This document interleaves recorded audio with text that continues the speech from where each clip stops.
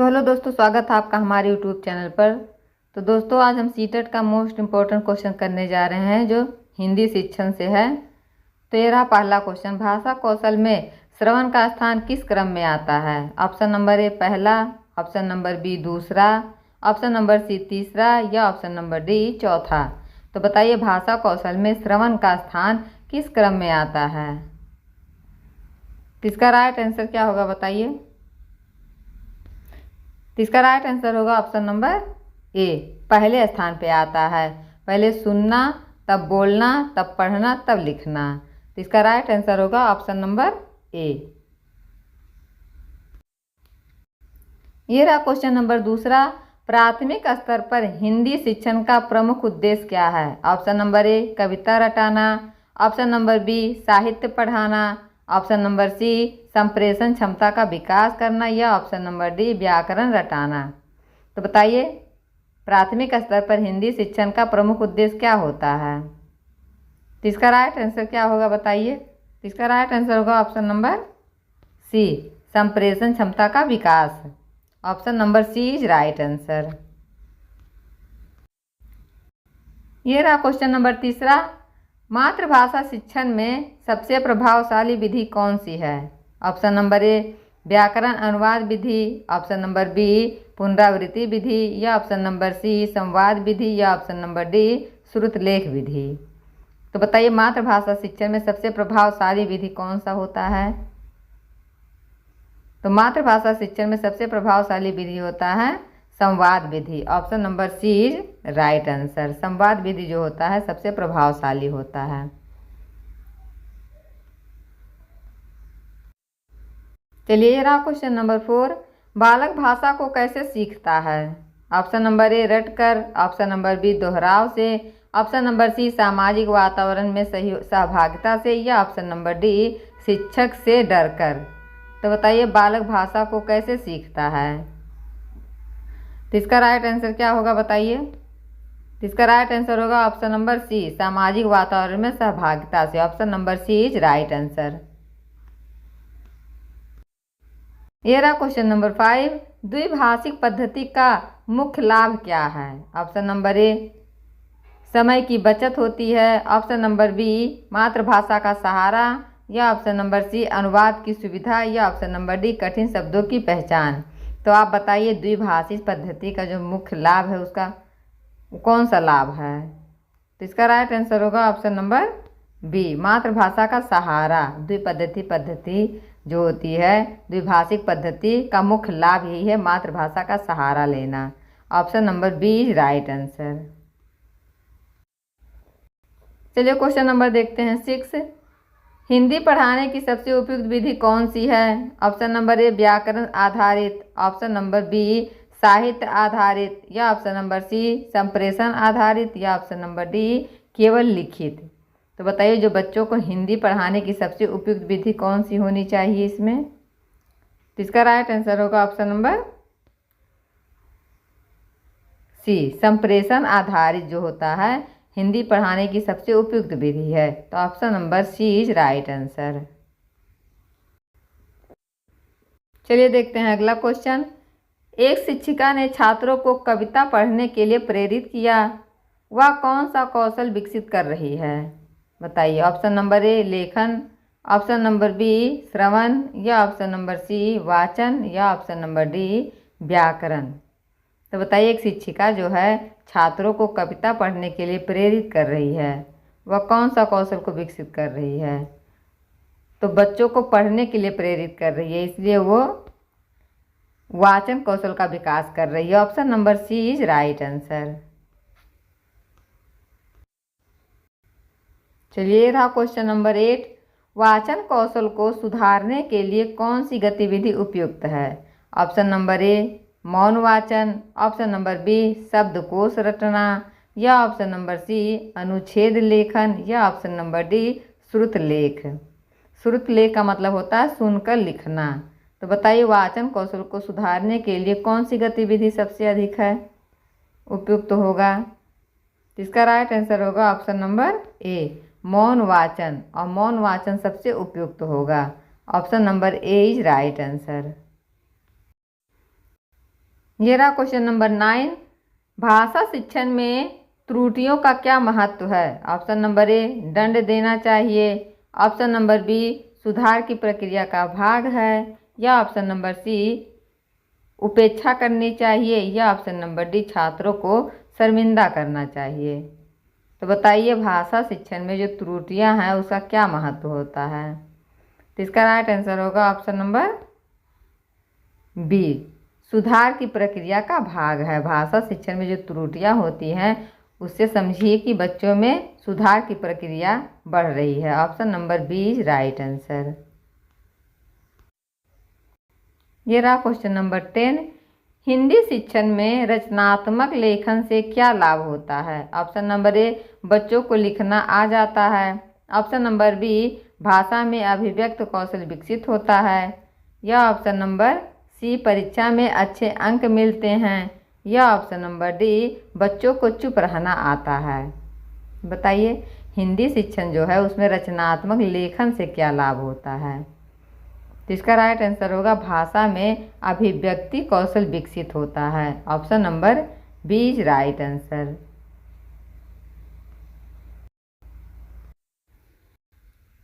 ये रहा question number 11। द्वितीय भाषा के रूप में हिंदी सीखते समय छात्र को किस चुनौती का सामना करना पड़ता है? ऑप्शन नंबर ए, वर्तनी में त्रुटि। ऑप्शन नंबर बी, व्याकरण भूल जाना। या ऑप्शन नंबर सी, बोलने में झिझक। या ऑप्शन नंबर डी, सभी उपरोक्त। बताइए, इसका राइट आंसर क्या होगा? द्वितीय भाषा के रूप में हिंदी सीखते समय बच्चों को किस चुनौती का सामना करना पड़ता है? तो इसका राइट आंसर होगा ऑप्शन नंबर डी, उपरोक्त सभी। इसमें वर्तनी में त्रुटि भी होती है, बच्चों को व्याकरण भूल भी जाते हैं बच्चे, और बोलने में झिझक भी होती है। तो इसका राइट आंसर होगा ऑप्शन नंबर डी। ये रहा क्वेश्चन नंबर 12। हिंदी भाषा का अधिगम किस प्रकार होता है? ऑप्शन नंबर ए, केवल बोलने से। ऑप्शन नंबर बी, रटने से। ऑप्शन नंबर सी, सुनने, बोलने, पढ़ने और लिखने से। या ऑप्शन नंबर डी, परीक्षा देने से। तो बताइए, जो हिंदी भाषा का अधिगम है वो किस प्रकार से होता है? तो आप सबको पता है कि बच्चे पहले सुनेंगे, तब फिर बोलेंगे, फिर पढ़ेंगे और फिर लिखेंगे। तो इसका राइट आंसर होगा ऑप्शन नंबर सी।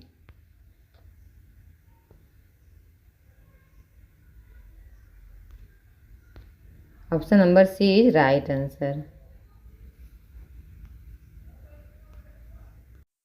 ये रहा क्वेश्चन नंबर 13।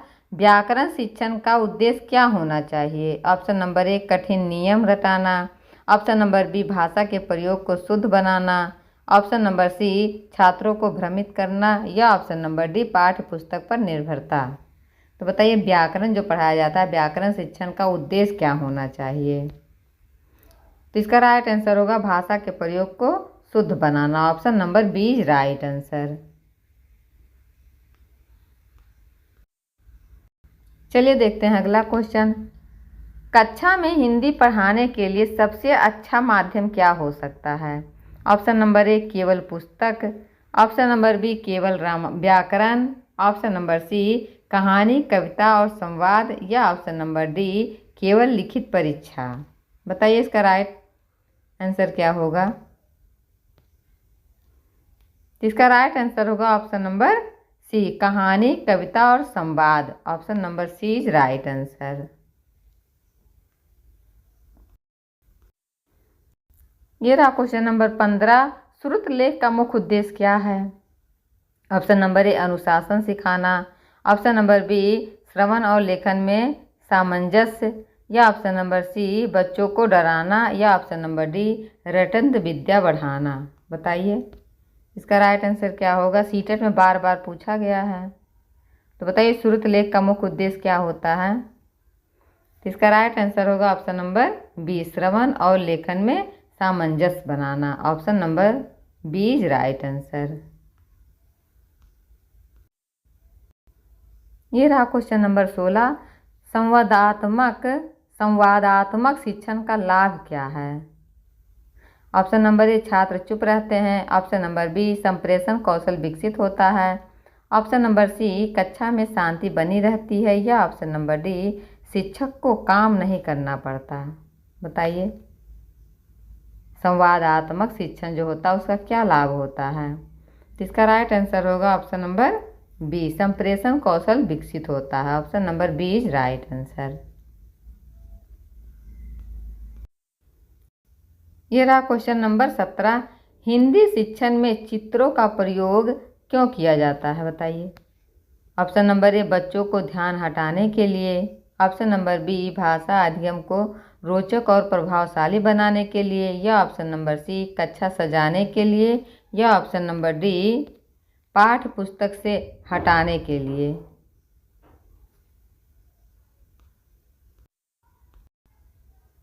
तो इसका राइट आंसर क्या होगा?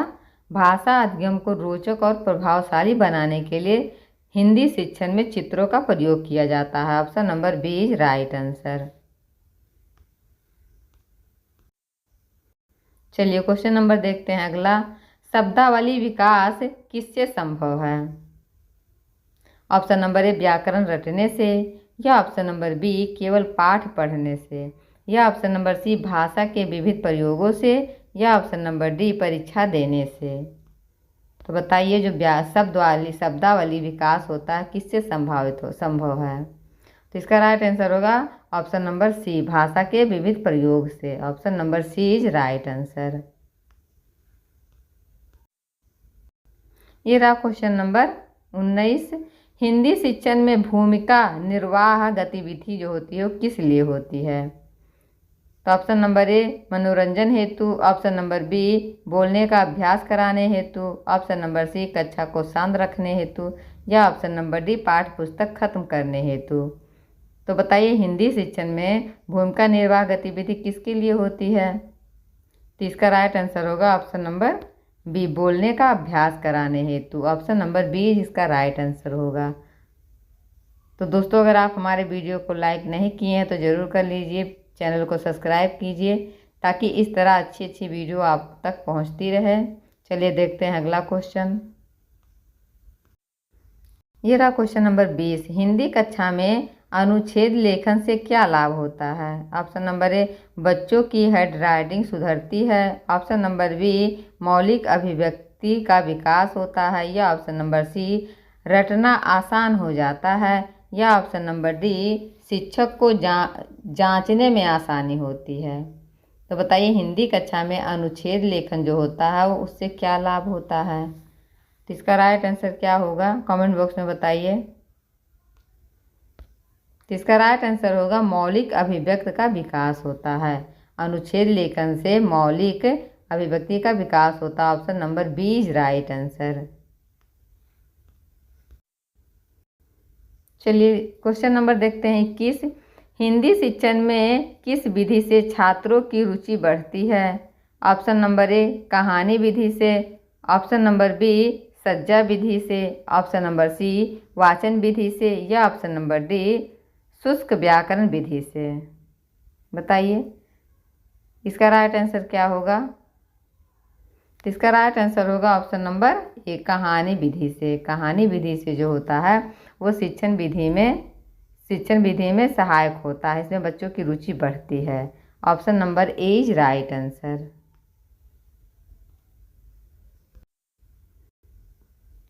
चलिए क्वेश्चन नंबर 22 देखते हैं, शिक्षण में मातृभाषा का प्रयोग क्यों किया जाता है?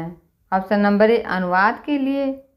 या ऑप्शन नंबर बी, परीक्षा के लिए। या ऑप्शन नंबर सी, बेहतर समझ के लिए। या ऑप्शन नंबर डी, रटंत विद्या के लिए। बताइए इसका राइट आंसर क्या होगा? शिक्षण में मातृभाषा का प्रयोग क्यों किया जाता है? तो इसका राइट आंसर होगा ऑप्शन नंबर सी, बेहतर समझ के लिए। बच्चे जब बेहतर समझेंगे इसीलिए मातृभाषा का प्रयोग किया जाता है। Option number C is right answer. चलिए क्वेश्चन नंबर देखते हैं 23, व्याकरण शिक्षण में खोज विधि जो है का प्रयोग क्यों किया जाता है? ऑप्शन नंबर ए, नियम रटाने के लिए। ऑप्शन नंबर बी, छात्रों में तार्किक सोच के विकास के लिए। या ऑप्शन नंबर सी, समय व्यतीत करने के लिए। या ऑप्शन नंबर डी, याददाश्त बढ़ाने के लिए। तो बताइए जो व्याकरण शिक्षण में खोज विधि है इसका प्रयोग क्यों किया जाता है? तो इसका राइट आंसर क्या होगा? बच्चों में तार्किक सोच के विकास के लिए। Option number B is right answer. ये रहा क्वेश्चन नंबर 24। कौन सा शिक्षण सहायक सबसे अधिक प्रभावी माना जाता है? बताइए। Option number A blackboard, option number B video और चित्र, ऑप्शन नंबर सी केवल पुस्तक, या ऑप्शन नंबर डी केवल व्याख्या। बताइए क्या होगा इसका राइट आंसर। शिक्षण सहायक जो होता है सबसे अधिक प्रभावी इसमें पूछा गया है, तो इसका राइट आंसर क्या होगा? वीडियो और चित्र। Option number B is right answer. Video और चित्र के द्वारा जो बच्चों को आप पढ़ाएंगे तो इससे शिक्षण सहायक बहुत अधिक होगा, बच्चे अधिक समझ पाएंगे। तो ये जो वीडियो और चित्र होता है ये शिक्षण सहायक में सबसे अधिक प्रभावी होता है। Option number B is right answer. चलिए क्वेश्चन नंबर देखते हैं 25। हिंदी शिक्षण में बाल साहित्य का क्या योगदान है? ऑप्शन नंबर ए बच्चों को व्यस्त रखने में, ऑप्शन नंबर बी भाषा और नैतिक शिक्षा दोनों देने में, या ऑप्शन नंबर सी केवल मनोरंजन में, या ऑप्शन नंबर डी परीक्षा की तैयारी करने में। बताइए इसका राइट आंसर क्या होगा। जो हिंदी शिक्षण में है वो बाल साहित्य का क्या योगदान होता है? तो इसका राइट आंसर होगा भाषा और नैतिक शिक्षा देना, दोनों के लिए इसका फायदा होता है। तो option number B is right answer. ये रहा क्वेश्चन नंबर 26। बच्चों में भाषा संबंधित त्रुटियों को कैसे ठीक किया जाना चाहिए? ऑप्शन नंबर ए डांट कर, ऑप्शन नंबर बी उपेक्षा करके, या ऑप्शन नंबर सी सहानुभूति और सुधारात्मक विधि से, या ऑप्शन नंबर डी दंड देकर। तो बताइए बच्चों में जो भाषा संबंधित त्रुटि होती है उसको आप कैसे ठीक करेंगे? तो आप बच्चों को सहानुभूति और सुधारात्मक विधि के द्वारा उनको सुधारेंगे। Option number C is right answer. चलिए क्वेश्चन नंबर देखते हैं 27। हिंदी भाषा में वाक्य विन्यास की समझ किससे विकसित होती है? ऑप्शन नंबर ए कहानी लेखन से, ऑप्शन नंबर बी अनुच्छेद लेखन से, या ऑप्शन नंबर सी संवाद लेखन से, या ऑप्शन नंबर डी सभी से।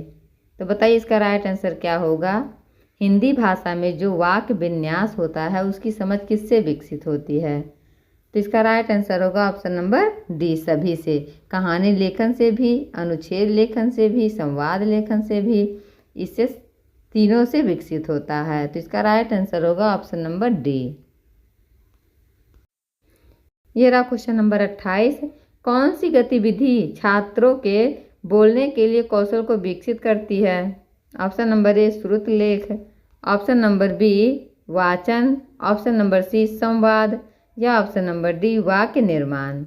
तो बताइए वो कौन सी गतिविधि है जो छात्रों के बोलने के लिए कौशल को विकसित करती है? तो इसका राइट आंसर क्या होगा?